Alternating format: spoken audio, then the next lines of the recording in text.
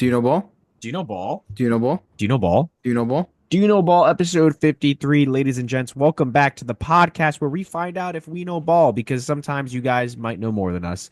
I'm Matt DeGenero, one of the hosts of this podcast. I am joined here today with my other host, Zachary Pappenberg, professional writer for Yard Barker. You can look up some of his articles online. Zach, say what's up to the people.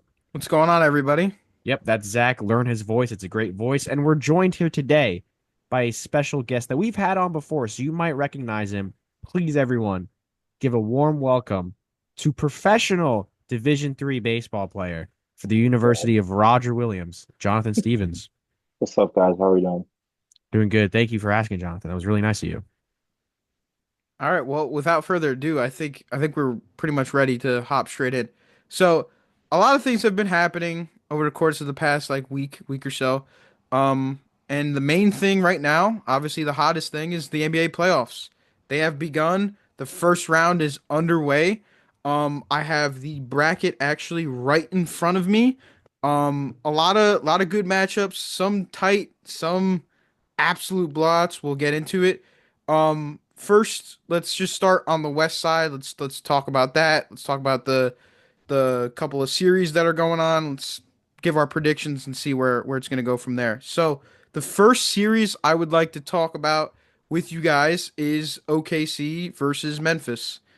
And I think everybody knows, everybody in this call, everybody in the world knows the outcome of that. I think it's pretty clear, pretty obvious after the game one blowout. I mean, like, what was the final score of that game, Deej? Do you remember? Like, because I Um, remember the OKC was up like 30 points, then 40 points, and the lead just kept getting bigger each quarter, and it was just an absolute blowout. Like nobody could get it going for the Grizzlies. They it had like was, yeah. they had like 30 131 to 80. points. Thank you, Jonathan. I looked that up as well. They had like 30 points or so, like a very low amount of points by the end of the first half. So I don't know, guys. What did you guys think about the game one of the first round for that series? It was not surprising. It's going to be a lot more like that, to be honest. I would be very surprised at this rate if OKC doesn't sweep. I mean, maybe Memphis takes one game, but they're not going to be a threat. And that's not a diss to Memphis. That's just more of how good OKC is. And OKC, honestly, could potentially be the NBA champions going into this playoffs. I'm going to talk more about that as we go on, but I'm going to try and just keep this round quick because Mm. it's a really insignificant round. It's a really insignificant matchup. Memphis, I just think, is too outmatched despite having some good young players like Jaren Jackson, Ja, Desmond Bain. They will need some reinforcements this offseason, especially a new head coach. But OKC has this in the bag. Yeah, OKC for sure definitely has this in the bag. Johnny, what do you think about this series? No, I mean sometimes the other team's just better than you, and that's not what it is here. OKC, like pretty sure is up like 16 games, leading the whole uh conference or division, whatever that may be. So yeah, they're just better than them, and it's not really surprising. Yeah, no, it really isn't. OKC is a really good team. They're definitely moving on. Let's get into the next series. And I think this is honestly a little bit more closer than people may think, and that is the Clippers and the Nuggets. The Clippers and the Nuggets had a really good game one and went into overtime, and the Nuggets ended up actually coming back and taking the victory. They were down for most of the game. Um, but now they somehow took game one, got the victory. Jokic had a great game. I believe he had like 29 or so in that game.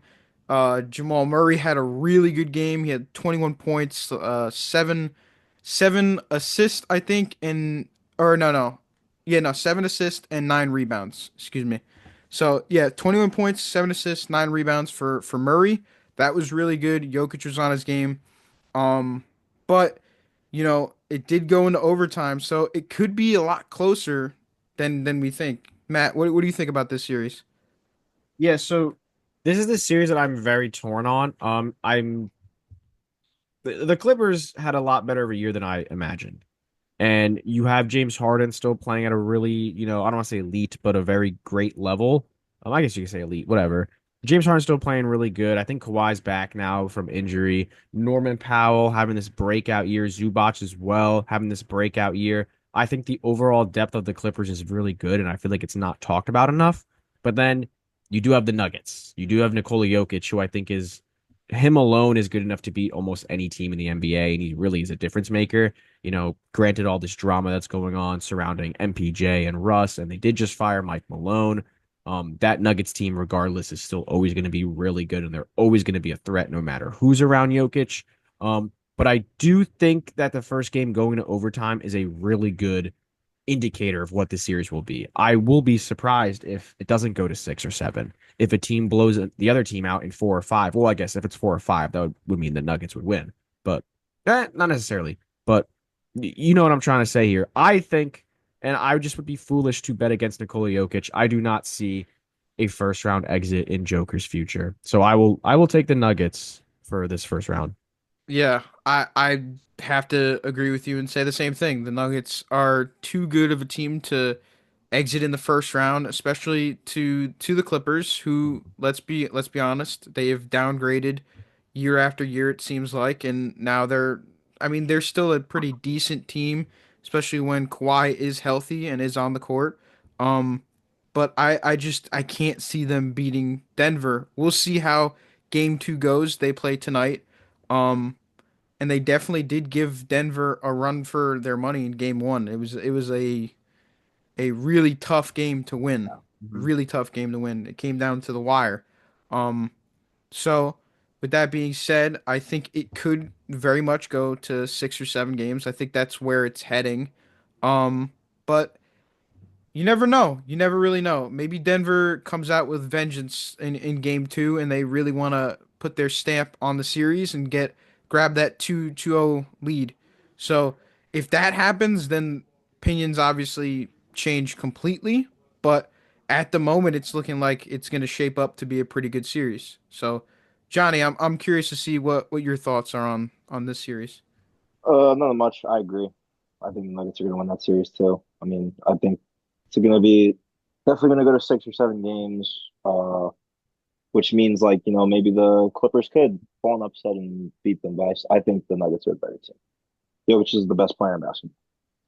Let's Yeah. be real. And then the next series in the West is the Lakers versus the Timberwolves. And this one, honestly, I thought the Lakers would have had I can't say an easy time because the Timberwolves are a very talented team. They have a very talented roster. Um, but I don't know. I kind of expected at least the Lakers to jump out to an early 1-0 lead in the series. They didn't do that.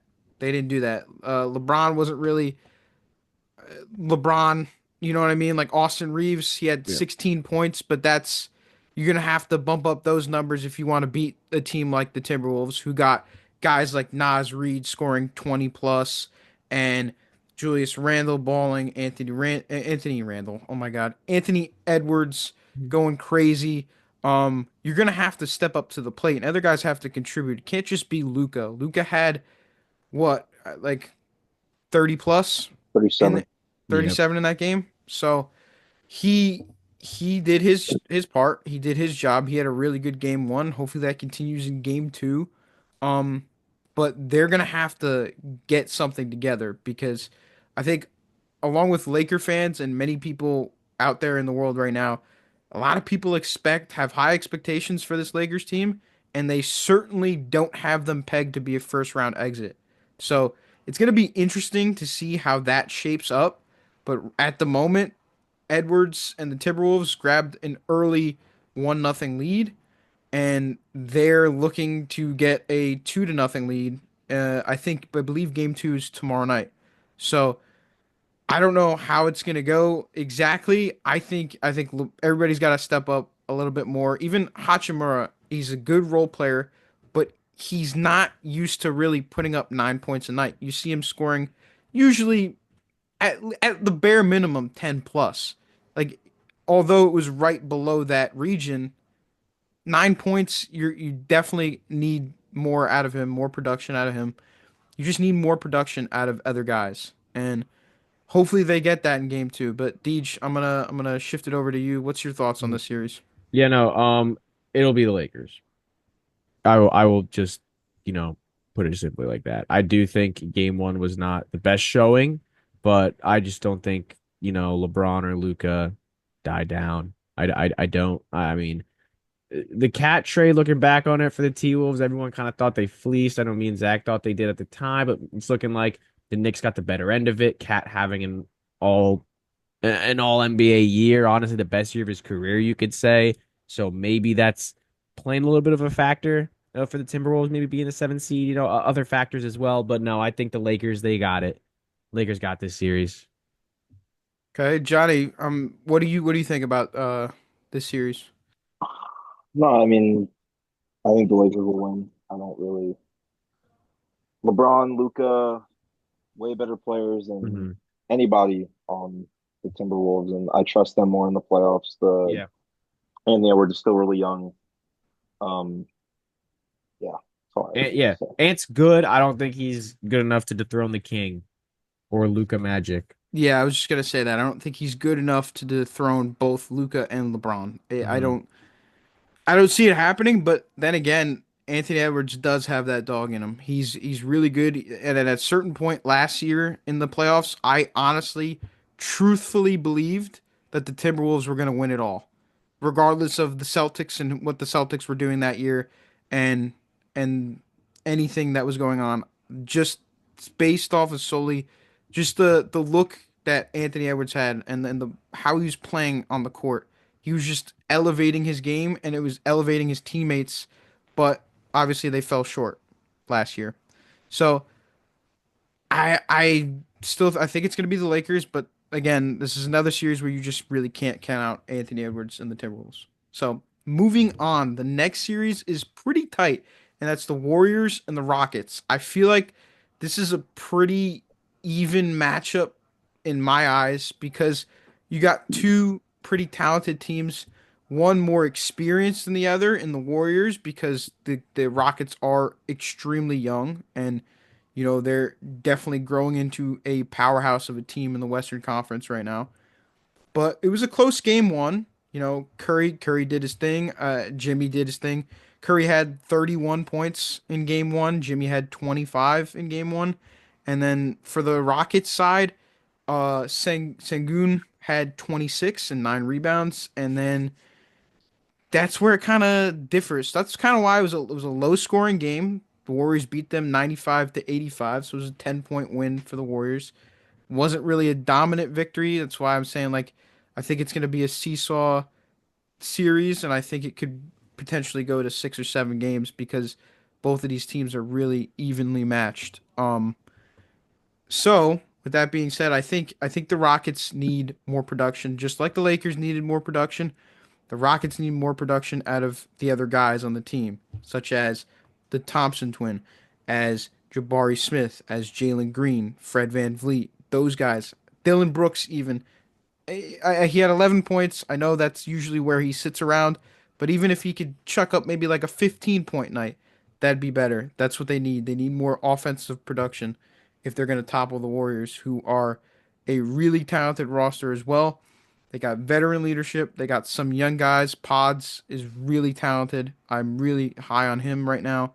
Um, so I think they just need a little more offensive production. But Matt, what do you think about this series in the West?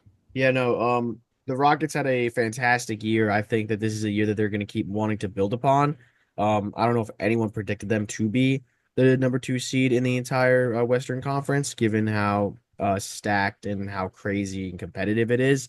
But with that being said, I do think that this is a case scenario where them being inexperienced and being too young they're just not going to be able to combat Jimmy Butler, who is a playoff riser, and same with Steph Curry, who's a four-time NBA champion, one of the best players of all time. I think overall the Warriors are going to beat the Rockets. I don't know how many games, five, six, four. You can tell me whatever you want, but I think the Warriors will come on top in this series. Yeah, I truthfully think so too. I think it's going to be the Warriors moving on. I could honestly see the Warriors making a pretty deep run in the playoffs. We'll see how it goes, see how it shakes out. Johnny, what's your thoughts on this series? I think the Warriors will win too. I think they have a chance of making a deep run. Jimmy Butler's an absolute freak in the playoffs, and now he's got Curry beside him. Well, Curry, he's really beside Phil, but we all know what Curry's capable of in the postseason. And overall, I think they win 6 games. Yeah, Yeah, great yeah. analysis. So moving on to the Eastern Conference, the first round for the Eastern Conference. We're gonna start things off Can I ask with this one? Can I ask this yeah, one? sure. Go ahead. Go Um, ahead. the Cleveland Cavaliers or the Miami Heat? Zachary, what do you think? I only want Zach's opinion for this. Johnny, respectfully, I don't want your opinion on this one. Okay. My honest opinion on this, and I know it obviously doesn't reflect good on me that I have the Cavs video under my belt from Great a video. couple months back. Yeah, I think it's obviously going to be the Cleveland Cavaliers moving on, obviously. Wow. which debunks my thing saying that they were going to be a first or potentially second round exit. I did No, say that, you said but first round exit. first, okay, first round exit. Put my hands up. First round exit. They're probably not going to be a first round exit. They're definitely not going to be a first round exit. Let me correct myself. Definitely Mhm. not. Yeah, But I'm gonna make one point, and I think it's something to heavily consider. The Miami Heat are definitely one of the better options for the Cleveland Cavaliers to face in the first round of the playoffs, and they do have really good three-point shooting. I don't think I'd count them out. They've been eighth seed in the past. I know they had Jimmy Butler, and Jimmy Butler took them to the Jimmy Butler, among others, contributed to that team, that eighth seed Heat team, making it however far they went. But this year, in terms of this Heat team, I can never really 100% rule out the Heat because of their three-point shooting, because of their game. They do still have a pretty talented roster, but the Cleveland Cavaliers are just that much better. They've been the best. They've been the best team in the NBA for the longest time now. They're not going out in the first round. They can't. They simply just can't. They're definitely going to move on to the second round, and I don't. They're probably going to face. We'll get into who they're going to face next, but they're probably going past the second round too, which obviously kills my entire theory. The Cavs are moving on. The Cavs are Mhm. completely moving Yep. on. Get that Let's move Yankee on jersey. to the next series. Yankee jersey, don't forget it. Yep. I'm not gonna forget it. I live up. I'm a man of honor. I gotta live up to my punishment. Mhm. But the next series is actually would be their opponents, and that is the Indianapolis Pacers Yeah. versus the Milwaukee Bucks. Yep. And I think this is pretty simple, clear cut. Indiana is gonna Indiana win. Pacers, yeah. Milwaukee's just hurt. To tell you honest truth, they're hurt. They don't have Damian Lillard, and he's a big part of their team. And Giannis can't do it alone. It clearly showed in Game 1 because it was pretty lopsided. I'm not gonna lie, it was pretty lopsided. Game 1 did not really go in the favor of the Bucks. It felt like Giannis was trying to play catch up the whole game, from the first quarter to the fourth quarter, and he kept trying to will this team, trying to stop the play by drawing fouls and saving time, as much time as he can, to not only for him to collect himself, but for the team to collect himself, and they just couldn't get to the top. They couldn't keep up with the Pacers because the Pacers are just such a good team. And now this Pacers team, although it's not really different at all, I don't think, from last year's team and the year before that. The main difference with this team is experience. They got a few years in the playoffs under their belt now. So they're gonna look to obviously get past the Bucks. They look really good right now. I think they will without a doubt do that. Can they get past the Cavs? I doubt it. I really highly doubt it. But hey, that team's a really fun team. So I without a doubt think that the Pacers are going to kill the Bucks. I don't know if anything else really needs to be said on that. We can move straight along, unless Johnny, you want to say something Nope. on that series. Okay, we're Great gonna move input. straight along to the next series. And this is a series that worried me. Johnny, I know you're going to have some opinions on this too. This is a series that I everybody thinks, and I still do think that the Knicks got this. They got this round, 100%. They're beating the Pistons. They're moving on, and they're probably going to face the big bad Boston Celtics. But we'll get into that series later on. The Knicks had a interesting game one to say the least. They're also currently having an interesting game two at the moment. Um, they did end up winning game one by a good amount of points, but it was close for a long time. It was close for too long. And it really shouldn't be that close, especially considering that, again, this Knicks team has so much hype on it, and they've been building this Knicks team up all year. And for the past couple years, this team is going to go far eventually. They're going to get there. They're getting there. They brought in Cat. They brought in Mikal Bridges. This is going to be the team that's going to go far, and you had a pretty close game in game one against the Pistons. What does that tell me? That tells me that once they do end up going up against the Celtics, they are going to struggle and die within 4 to 5 games. They're going to struggle and die. If you can't, if you're going to keep performing the way you're performing, and it's going to be struggles, although you may sweep, you may beat them in five, you may kill the Pistons. If you're struggling to beat the Pistons, although they are a young, talented team too, they do not have experience. The Knicks should easily beat this team. If you're going to struggle against the Pistons, you are going to stand no chance against the Boston Celtics. And that's my opinion on it. But Johnny, I know you've been itching to talk about this series specifically. What are your thoughts? I mean, they won by 11 the other night. Yes, they're losing right now. It's not great, but they are a better team than the Detroit Pistons. Okay, you got to shut down Tobias Harris. Don't let him score 25. That can't happen. Let Cade Cunningham. If you're gonna let someone beat you, let Cade Cunningham do it. But yeah, I do agree with you. If you like, we all know how good Boston is. We know they're good. We'll worry about that series when we play them. Let's worry about beating them, beat the Pistons, playing good basketball, uh, getting Brunson the ball, getting all our guys the ball because they're dogs. Jalen Brunson's a dog. Cat's a dog. OG's a dog. We got good players. We just gotta slow it down, stop thinking ahead of so much, and take it one game at a time. That's all I got. Like that's me. That's coming from a Knicks fan, obviously. Uh, and yes, I'll worry about Boston when we have to worry about it. We know Yeah, how good. yeah, I agree with that. Deej, do you have anything to add to the Knicks? Not really. I'll have the Knicks in five. It kind of kills me. I don't like the Knicks, for many reasons, but I just don't think that they are not talented enough to beat the Pistons. Did I say that right? They are That makes sense. Yeah, not talented enough to lose to the Pistons. There you go. I think the Pistons are yeah, still young. First time in the playoffs in who knows how long. It's been a minute. I don't think that they're a bad team by any means. I think, they're a sixth seed for a reason. I just think that the Knicks just all around are better and they have a little bit more experience. The big question, like you were saying before, is what comes next? What comes after this? Can they beat the Celtics? Can they beat the Cavs? Questions like that. But right now, for this first round, I'll take the Knicks. yeah. It's the obvious choice, and you know what? Although they're losing in game two, again, it's another close game right now. I'm actually looking at the score right now. It's 48-40 Pistons.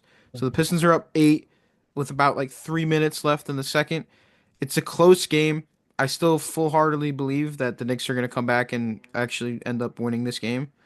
But again, close games against the Pistons worry me for games against the Celtics because you know that's where it's going to end up. And Mhm. that leads us to the next series, which obviously is the Celtics versus the Magic. There's not much Celtics. needs to be said. Celtics are moving on, We can move on. and we can move on as well.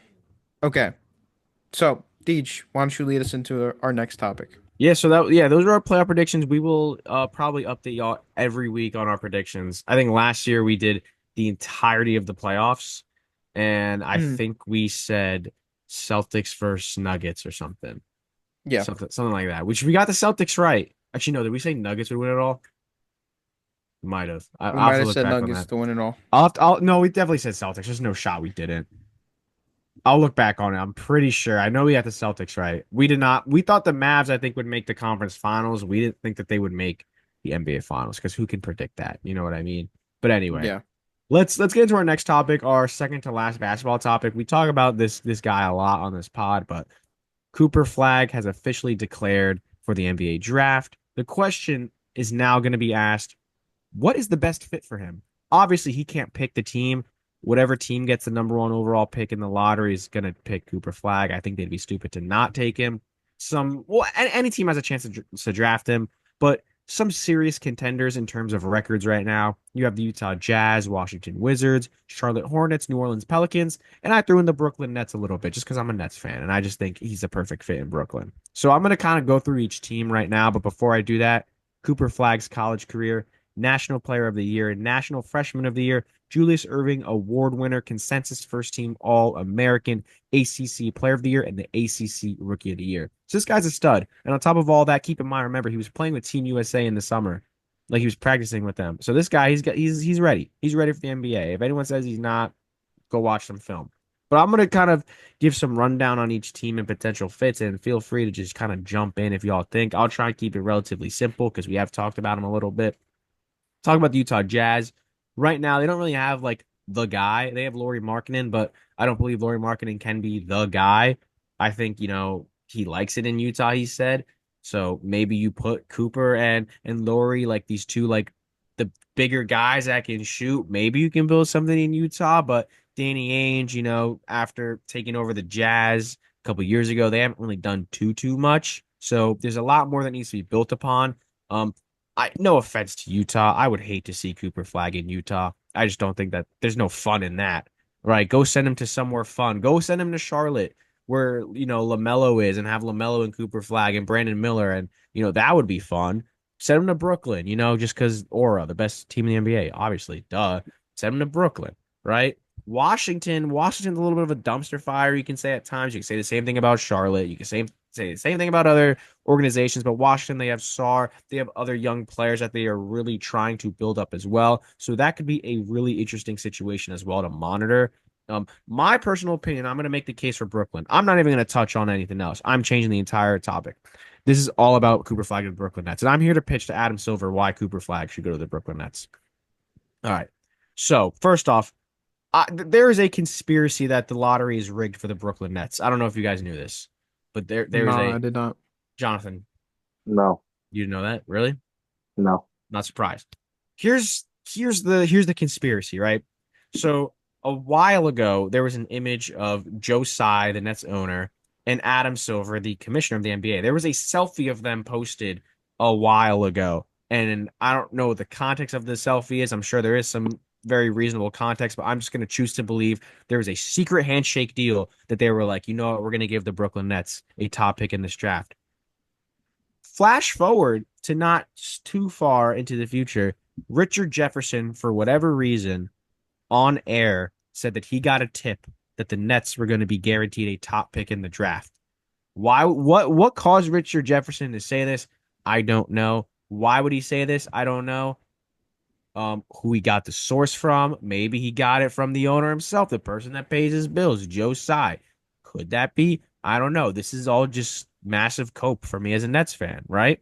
So after you put all the puzzle pieces together and you think like, this could make sense. Why wouldn't we give Cooper Flagg to the Nets? They don't have a franchise guy. They don't really have any like super duper young promising guys. I mean, you have Cam Thomas. That's really about it. But is Cam Thomas the face of a franchise? No, he's not. So Adam Silver, he preaches like competitiveness and making the league as even as possible. Let's start by giving one of the best markets in the NBA, the New York market, the Brooklyn Nets. Let's give them this top prospect and let's let them build with him and let's let him flourish under Brooklyn. And they have 4 or 5 other draft picks in this draft class. Let's let them build that young foundation and no better to do it than Cooper Flagg. I'm gonna picture on your screen. Boom, right there. Cooper Flagg in a Nets jersey. You can't tell me he doesn't look clean.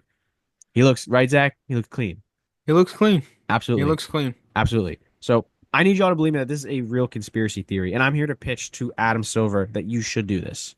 If you don't do this, you're making a big mistake. Do you really want to send him to a dumpster fire of Charlotte or Utah or Washington or New Orleans? They're going to trade Zion. If they were going to trade Zion, then maybe you could say Cooper and Zion would be fun to watch, the two Duke boys. But no, they're going to trade. They're going to trade Zion. Do you want to send him to San Antonio and make it so the league is not so even anymore? No, you don't want to do that. You don't want to do that. Do you want to send him to Philadelphia where he can play with a crippled Joel Embiid every night? No, you don't want to do that. You want to send him to the Brooklyn Nets because Jordy Fernandez and company are going to make him the greatest player in NBA history. That is my pitch to Adam Silver. That is my pitch. Make both New York teams good, right? You have the MLB. MLB's flourishing. You have the Yankees and Mets. Well, maybe I No, should. no, no, no, no. You Uh, can't take that back. All You can't take that right, fine, back. fine. One team is good and one team is good. We'll say that. How about that? Hey, man, We'll say that. can't mark greatness. We'll get into that later. Well, Okay, Yankees are good. Mets are good. let's get into That's my some pitch. great news. And I only say great news because I'm so very excited to talk about this because this is just frustrating. It's been frustrating for a long time. Everybody is upset.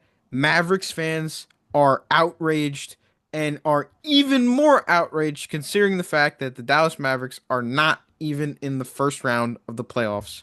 They didn't get past the play-in tournament. So, without further ado, this topic is about Nico Harrison.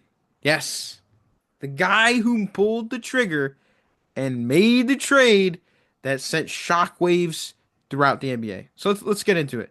So some quotes from Nico is again, as I read them, the more I read them, the more I think it's just blasphemy. It's terrible. I mean like and I also think like how could a person like this have the thoughts have this thought to even go through with a deal like this. So let's get into it. So these are some things that Nico said. Quote, I think the biggest thing is if you don't value AD as an all NBA player and all defensive player, then you're not going to like this trade. Another quote, I did know Luca was important to the fan base. I didn't know quite to this level. Those are two things that he said that I don't know about you, Deej, Johnny. I don't know about your thoughts on it, but these two things angered me. They would frustrate me if I was a Mavs fan. And you know, Yeah. how could you think first off that a player not only of AD's age, but of AD's track record of getting hurt and not being healthy and again, obviously his age, how could you think that that trade is good enough to send your Mhm. face of the franchise, the guy that should have had a monument face outside of the of league. of the Dallas Mavericks arena? Yes, Good face input. of the league. Good Could have input. he's probably going to be the face of the league in the next couple of years. He is the guy. He is the guy.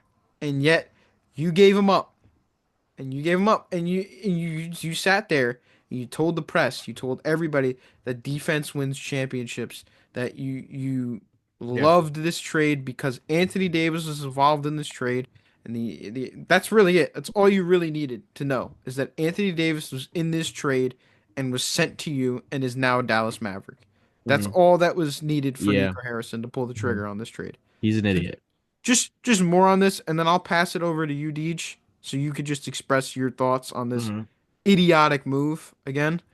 Um, a reporter also asked Nico Harrison, "Why shouldn't you be fired?" That's a great question, because he should be fired. Point blank, no other way to put it. To that, to that, Dallas Mavericks owner Patrick Dumont was reportedly frustrated with Nico Harrison for not warning him how the fan base would react to a Luka Doncic trade. And this is what was said.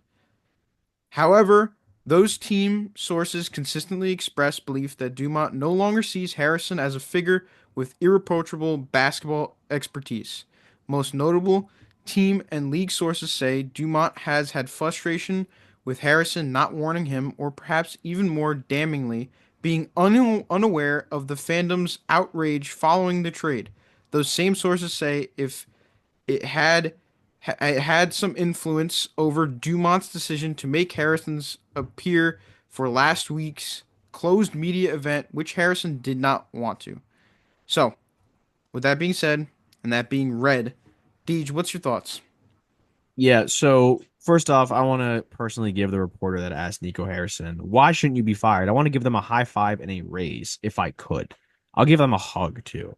Nico Harrison and company that agreed to do this trade, I will never stop talking about it. Like how stupid of a trade this is and the whole thought process of doing this trade. Patrick Dumont did not, you don't need a warning to know how the fan base is going to react in terms of a Luka Doncic trade. This man clearly does not know basketball at all if you thought the fan base was not going to react this way. It's insane. There's also other reports of Nico Harrison trying to make Luka Doncic look bad, and he wanted to. It's not included in our doc, but I did see some tweets as well that he wanted to release some footage of Luka Doncic, like his lowlights in practice, to kind of show his point, and that's just terrible. Like, why would anyone ever want to play for a GM like that? Like, why would you ever release practice footage? It's like the whole Draymond and Jordan Poole fight. Like that footage should have never been released. What happens like in practice, that stuff has to stay in practice. You can't be releasing it to the media. You lose trust that way. It's not professional. No one's ever going to want to hire you, and no one's ever going to want to play for you ever again. So, with that being said, this end of the season interview with Nico Harrison, which by the way, Nico didn't even want to do. He was forced to do so by Patrick Dumont. It's yeah, fire away, be as ruthless as you can be to Nico Harrison, which these reporters did. They were very, they didn't hold back, and I really respect it. And I mean, Nico, he's going through some things, and he even said like it wasn't included in the doc as well, but he even said at one point he thought it was awesome to hear all the fire Nico chants. Not like awesome in terms like wow, this is really cool, but more so awesome that like all the fans were united in something. So I don't know, Nico Harrison, man, this really should be a fireable offense. It should be because this trade is god awful. And I don't know how long he's going to keep his job for. And I don't see any front office honestly hiring him after this because simply just from the fan backlash. The backlash alone would probably keep Nico Harrison out of a job. So, Jonathan, I mean, I know you love Nico Harrison. So, you want to talk about him? Yeah, I let's don't let's love let's him. hear your thoughts. I mean, it what makes this so bad is like he didn't even go to anyone else. Like he Hmm. just said, "Yep, Lakers 80, I want him," and that's Good it. analysis. Like Yeah. he didn't like shop anywhere. He didn't change anything. It's so you trade away once in a lifetime talent It's true. for nothing. I mean, 80 is good, but like compared to Luca, they're not even close to on the same stratosphere of a kind of player. I mean, that's really all that needs to be said. That's true. Yeah, and also I just want to touch base on another thing about this whole thing. I still am completely shocked at the fact that he had not only the balls to pull the trigger on the trade, but to tell reporters that you didn't know the level of importance Yeah, that's or really the level of the amount of that the fans are going to care about the trade, about you giving up your future, your entire the face of the franchise. You Mhm. gave it up, and you have the gall to tell a reporter that you didn't know the level of the amount of care the fans were gonna have? Are you kidding? Yeah. Like that's just one of the most brain dead quotes that I've ever seen a GM make. And you know what? I hope that he is fired very shortly. And if he's not, I don't know what I don't know what would keep him from not being fired. What is the reason for him still having a job? He should not only be fired, he should never have another job in the NBA ever again. You can't mess up this bad and then still think you're going to have work because it's not going to happen. It's not going to happen. It was one of the worst trades. It might go down as the worst trade in NBA history. Could very much be so. It hurt the fans. It hurt the Mavericks. And now because of it, the Mavericks are not going to be really that good of a team until God knows how long. They're not going to be a good team. Let's be real. They're going to go into next year with the same team. I doubt much is going to get done during the offseason, although a lot does need to get done for that team. You do not have Kyrie Irving for a majority of next year. He's done, pretty much. So you're going to go in with pretty much the same squad you exited with this year. And you know what? You're going to rely on Anthony Davis to be that guy, to be that number one guy. And you know what? Anthony Davis can't be that guy. He can't. He can't stay healthy, can't stay on the court. So he's never going to be that number one guy. Can never be that for a team. I don't think ever again for the rest of his career. So, terrible trade, terrible move. Mavs are 100% in trouble. Mhm. And I wish nothing but the best for that team because I pray for that team and I pray for that fan base. Now we go on to a different fan base. Now we're getting into some baseball news. And Deej, I know you're pretty giddy, and you can't wait to say, No, Johnny wants to do this one. I does would like Johnny, to do this Johnny, do I'll you one. want to read it. introduce? I'll read it, but I know Johnny wants to talk about this What, one. Go Of for it. Soto? Deej, you start off, course. start this off and read it to the viewers. Yeah. So, for those of the, or let me just kind of remind everyone that this offseason the Mets signed an outfielder. That's the context. So, struggling outfielder Juan Soto says he's being pitched differently because he does not have Aaron Judge behind him. Now, to a lot of media people and to a lot of Mets fans, this almost felt like a slap in the face. First off, why would you ever say that? You're not on the Yankees anymore. Why would you ever say that? You have Pete Alonso, who's playing probably the best baseball of his life right now, and you have the audacity to say that right now? Really? Does Aaron Judge complain that he has plumbers and construction workers batting behind him? No, he doesn't complain. He plays ball, okay? Because he's a baller and he has aura. He doesn't complain. He's not a crybaby. Okay, Juan Soto, I'm just putting that out there. It's a big slap in the face to Pete. What do you think Pete's gonna say? Pete's not gonna do anything. Pete's goofy. He's a polar bear. He probably saw it. He probably laughed. He probably thought it was a joke. But no, Pete, it was really real. It was real. I need to look up Soto stats right now because on the stock, these are old stats. Oh wow, they're a little better than you're so lucky, Zach. You're so lucky that his stats are a little better now. So this is not even needed. But anyway, first off, Juan Soto, you don't say that. Let's be real here. You don't say that.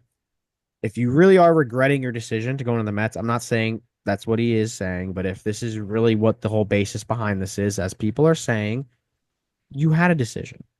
You could have stayed with Aaron Judge for 7 years at least until Judge's contract is up. Maybe you could have lined off an option and opt out after Judge retires after the 7 years are up. You could have done that. You could have structured something like that. I think Michael Kay said it best, where Soto got distracted by a shiny new toy and now he misses his old toy. You know what I mean? I think Michael Kay, I watched like a full 12-minute rant by Michael Kay regarding these Soto comments, and it was a phenomenal listen. Any Yankee fan, you should listen to it. Any Met fan too, you should listen to it as well. But when all is said and done, because I'm kind of rambling, and I'll pass it off to the most knowledgeable person we know, Jonathan Stevens. It's just something you don't say. You don't say because it is a slap in the face to not only the new fans that you play for, but to the players on your team and of your organization, especially to Pete Alonso. Grow up, play ball. You're one of the better players in the league, apparently. Start acting like it. Start playing like it because you're getting paid to play like it. Jonathan, your turn. Yeah, I mean, not only that, you're getting paid a lot of money. And I said that. uh when you're on the he's not listen, he's telling the truth. He had the best hitter behind him. And that's something like you should have thought of maybe when you were thinking of where you were gonna want to go. And instead you left. You chose to go take more money because you also, I know this, you didn't say this, you didn't give any hints about it, but I think he couldn't handle being behind Judge, and Judge was the guy, and you wanted to be on the Mets because you wanted to be the guy on the Mets. So if you want to be the guy on the Mets and you want to be the big guy in New York, stop making excuses. Go out there, go play baseball, do what you're paid to do, and be that guy. It's that simple. Like if you want to be some big MVP guy, big I'm the guy on the team, I'm the best player on the team, don't make that excuse. Don't say that. That's a bad look for you. It's a bad look. Other players will get pissed off at you for saying that. If I'm Pete Alonso, I'm not gonna get pissed. But the way I'm playing right now, that's just like it's not a good look. So grow up, please. Okay. I'm gonna give my thoughts on it. Um, and obviously it's just coming from a Mets fan's perspective. Um, Soto's comments, although I don't think should have been said, should have been uttered. Um, he's right. He's right. And yeah, it shouldn't have been said, but he's right. Pete Alonso is no Aaron Judge. He's not on the same level as Aaron Judge. Aaron Judge is 100%, without a doubt, a lot better than Pete Alonso. This is true. But Everyone I knows that. do I do have to say, hold on. I do have to say that, and I'm not comparing him to Aaron Judge. So before I even say it, because I know Deej, you're gonna make faces, and Johnny, you may make faces too. This is not what I mean. I'm in no way comparing him to Judge because he is no Judge. But Pete Alonso this year is also having a really, really good start, at least. It's a Pete Alonso, it's a version of Pete Alonso that I personally, as a fan, I don't think I've really ever seen, besides maybe his rookie year, but really he hasn't done this in a long time. He's getting hits. He's not just hitting home runs. He's getting clutch hits. He's not only getting clutch hits too, he's coming through in the biggest way possible. He's hit some great home runs, but he's getting regular hits. Like he's not just coming through for the team when they need it, when they need RBIs. He's getting hits, regular hits. He hasn't done that in a while. He hasn't consistently been a good hitter throughout an entire MLB season for a while. He's been a really good power bat, but his average has always sat around that 240 to 250 range. Now, his average is at around like 300, maybe over that. It's probably over that right now, and he's been a really good person to drive and runs. Soto and Lindor have been setting it up for him, and he's been doing just that. He's been driving and runs. Can't really complain. As for Soto and everything he said, and I want to get into his struggles. Um, Obviously we just talked about what he said and how well, I don't think it's the right thing to say to the media. I do think he was telling the truth. In terms of his struggles, I think, look, he's obviously not getting the same pitches that he was with Judge. They're not pitchers are not attacking him in the way that they were with when he was with the Yankees because they wanted to get him out before Judge came up because their main focus was on Judge. Their main focus is on him now, and he's got to learn that. He's got to adapt to that. So that's going to happen over the next couple of years and over the next couple of months as he gets more and more used to the team.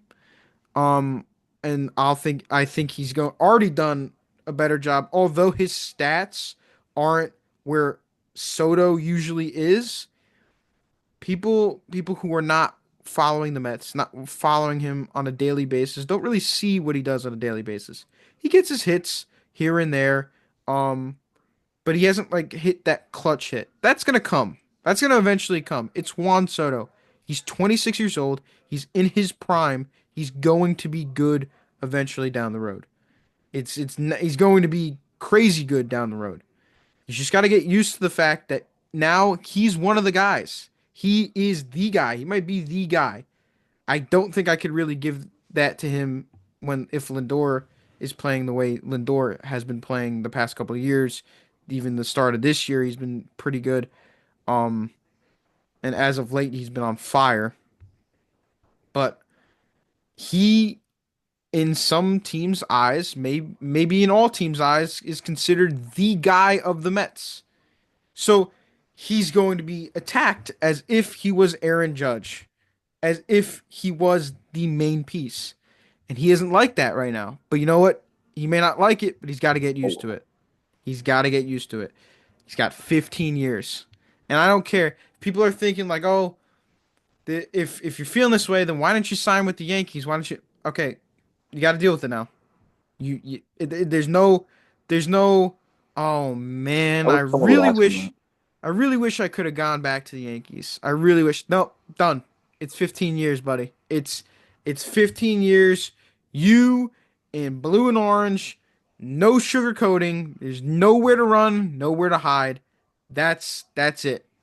This is where you're gonna be for the next 15 years. So I would suggest Soto to sit there, stay comfortable, get used to it because this is how you're going to be attacked now. And he will. He will. I know he will. And I know he'll come into that more of I'm that guy role and he'll be more productive down the road. But right now, as long as we're continuing to win games, he doesn't really need to step up in that way because the team's not asking for it right now. The team's the Mets are getting wins. They're 15-7 currently. They start a good series with the Phillies tonight. They are getting wins, and as long as they keep doing that, finding a way to win, who cares what else happens? That's my main focus as a fan, and I'm sure that that's their main focus as a team. As long as they're winning ball games, it doesn't matter. And that's where I'll end it. That's where I'll end it. Those are my thoughts on the Soto comments. Deej, I'll hand it back to you. You lead us into the last topic of the night. Yeah, so the last topic of the night and the reason we brought this supposed ball knower here today is the NFL draft is this week, this Thursday. Jonathan, you say you know ball, time to prove it. Tell us your thoughts on this upcoming NFL draft. Give us some predictions, give us some outlook on some prospects that could rise, some fallers. Like All let right, me know what you think. You're a Giants fan too. listen, So talk about the I'm gonna Giants. really focus on New York, but we Cam Ward's going number one. We all know that he's the best quarterback in the draft. Titans need a quarterback. They need to reset completely. So go ahead. We're not getting him. With that said, uh, it's been speculated over the fact that we signed Russell Wilson and Jameis Winston that we're going to take a young quarterback to learn under two veterans and have him develop to be our future. And we're not going to get Cam Ward, so he's crossed off. I Shadur Sanders really fell off the board. He's down to 9 now, so I don't think we're going to get him. Jackson Dart is a really tough spot because he's good. I don't think he's going to make it past the first round. Someone will take him. Maybe the Steelers, someone like that. Uh, and so with that said, I say, depending on what the Browns do, I don't think the Browns will take a quarterback. If the Browns take Travis Hunter, who I want, I think the Giants need to take him. Whatever you want to do with him, I think put him at a D end cornerback, buff up our secondary. The Giants need a secondary. If they take him, they may take Abdul Carter, really good tackle, D tackle out of Penn State. Very good. I think I really want Travis Hunter because the Giants D line is already pretty good with Brian Burns, Dexter Lawrence. So uh adding him will buff up the D line a lot. But again, I think getting a young guy like Travis Hunter, putting him in your secondary will buff it up. So to that, uh, I really we're not going to get Jackson Dart. You got to assume you're not. So if you're not going to do that, you got to take the next best guy. If you want to take a quarterback, you got to take Jalen Milroe out of Alabama. Not had a good start and kind of slowly petered off later. Uh, and he's a little bit of a dice roll. He's a talented kid. He made it to the semifinal last year when Nick Saban was still the head coach of Alabama, and he played. He was really really good. He's got great legs. He has a solid arm. I think you take him, you get him to learn under Russell Wilson, depending on how bad we do. You give him a couple starts. And if he pans out, he pans out. If he doesn't, he doesn't. We suck again. We take another quarterback the next draft. Who knows? I don't know. But uh, yeah, that's my 2 cents into it. That's what I think the Giants' overall plan should be. Obviously, you got a lot of young stars. You got Genti coming in the league. You got a bunch of guys that are, dogs as usual. You're gonna get those studs. But it's gonna be a good draft. Yeah. I just want to add my little two. I don't really have much to add to what you said, but I did have a sort of similar idea, especially in terms of the Giants. I said this a few weeks back, maybe to Deej. I don't know if it was on the podcast or off. But I did have that same thought in mind that they should maybe draft a quarterback and have him learn under Wilson and Winston, but mainly obviously Wilson, for the year that Wilson's going to be the quarterback for the Giants. They could be a good opportunity to get a young guy some like real nitty-gritty experience with a veteran QB, a guy that's been to the Super Bowl, that's won a Super Bowl, that's taken multiple teams to the playoffs. It's been in that spot, kind of done it before.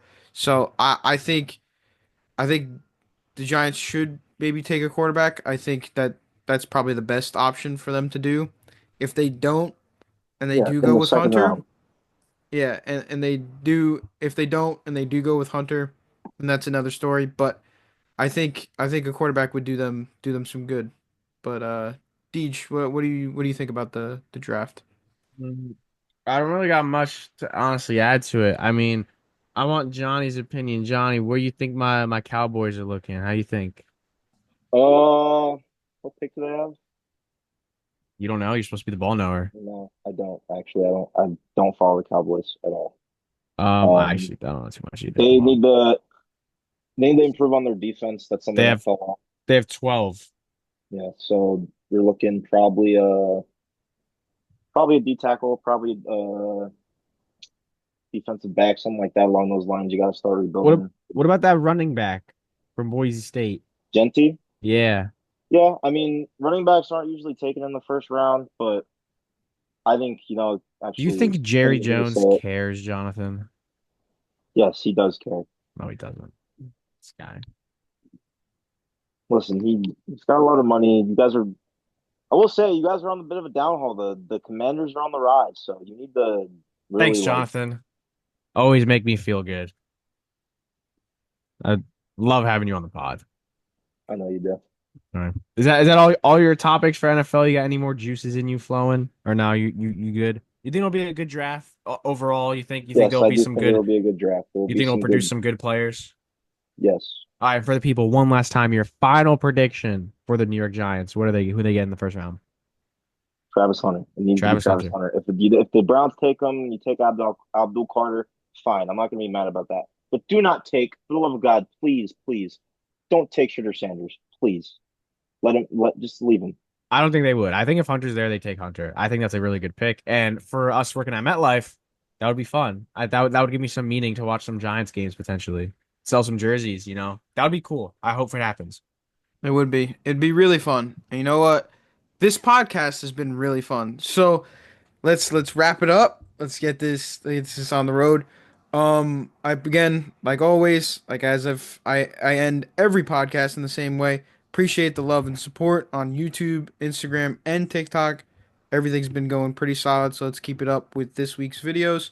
But that is the end of episode 53. We will catch you guys next week for episode 54, and we will see you guys next time.